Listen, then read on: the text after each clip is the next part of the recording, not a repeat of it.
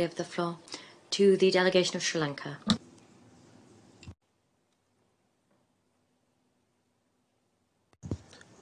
Thank you, Mr. Chair, for giving me the floor. We are meeting today at a challenging period as the progress made in the context of advancement of women, like most of the goals, should have achieved greater traction.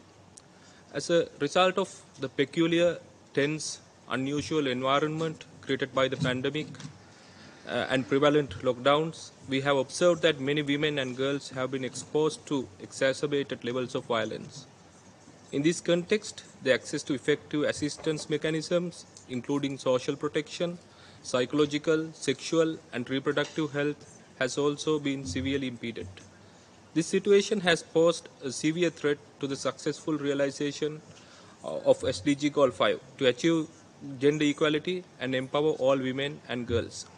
Although significant strides have been made in executing the WPS agenda, now in its 22nd year, there exists a missing link, a tangible, concrete pathway to engaging in private businesses, especially those working in conflict and post-conflict environments, to converge with the aims of the WPS agenda on women's empowerment, particularly in private enterprise.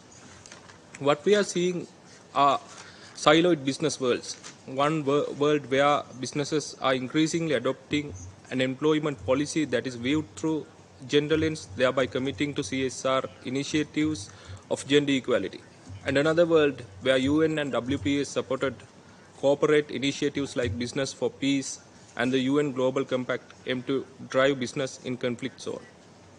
Be that as it may, there lacks the contextual overlap between the two worlds, where the global business sentiment of women's economic empowerment tangibly leads to increased partnerships and programs in peace building.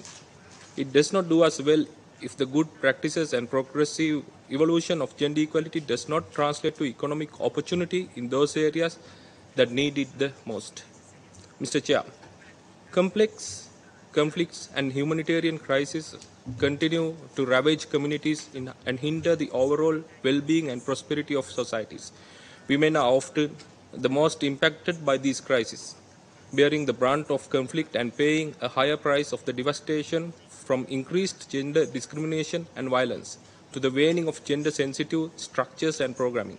Still, they remain largely excluded from participating in peace processes, despite overwhelming evidence showing that women's involvement in peace building and mediation leads to lasting, positive peace that goes well beyond just the silencing of guns. Mr. Chair, although important strides have been made since the adoption of the United Nations Security Council Resolution 1325 in 2000, women's direct participation and representation in formal peace processes continues to be the one area that lags behind in the implementation of the Women, Peace and Security Agenda. Between 1992 and 2019, women served as only 6% of the mediators, 6% of signatories, and 13% of negotiators globally. The COVID-19 outbreak has shed even greater light on the full extent of gender inequality in context affected by the conflicts and increased the urgency of fostering gender-inclusive approaches to harness sustainable peace. In this context, empowering women leaders to participate in peace building becomes increasingly crucial. Women who participate in peace processes tend to represent broader and more diverse constituencies, ensuring a range of views and interests are represented and peace processes are fully democratized.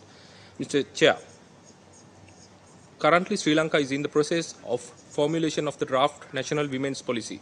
During this process, special attention is given to investigate intersectionality of women's rights issues structured by areas such as ethnicity, social class, caste that may require additional policy interventions. In addition, action is being taken to repeal the discriminatory provisions of the laws towards women.